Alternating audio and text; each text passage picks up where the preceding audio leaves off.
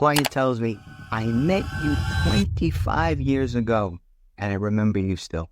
So what happened is I spoke with someone on the phone today and they asked me to do a will and told me the circumstances of their going on and their life and to write all of the details that I might necessarily need. And what was related to me was that I met you 25 years ago at a real estate closing. You represented the person that bought a property from my parents. So I was like, oh, thank you so much for thinking of me. Now, I guess she could have thought about me a little bit more frequently in the 25 years, and I would have been even happier. I'm tickled pink. Her attorney retired. So the attorney that had been used, that her mom and she had been using for years, retired. That attorney, I think, practiced well over 50 years. So at that time, he was the family attorney for 25 years and maybe 35 years. And I don't know when he retired, but he has now retired and she'd like me to update her will. So we started speaking about estate planning and what to do. Is it the fact that is a will the appropriate document for the level of estate that she has? So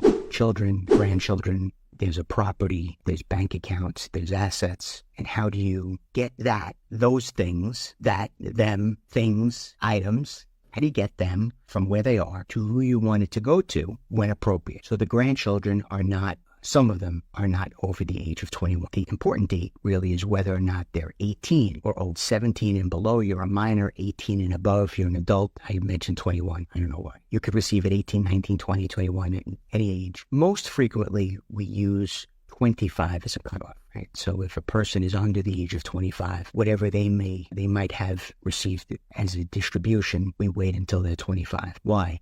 Well, there's a sufficient age and maturity. You've gotten past maybe college and graduate school. It's an arbitrary date. You can use 32. You can use 27. You can actually even have a person inherit at 18. Had anyone inherit at 18, because 18-year-old, it's a teenager, an adult, but a teenager. Do we want our teenagers to have money? Maybe a little bit of money, but not a lot. Well, although I don't know your 18-year-old, you may tell me it's A-okay. My 18-year-old has perfect maturity, is great. Oh, if that's the case, then everything to the 18-year-old.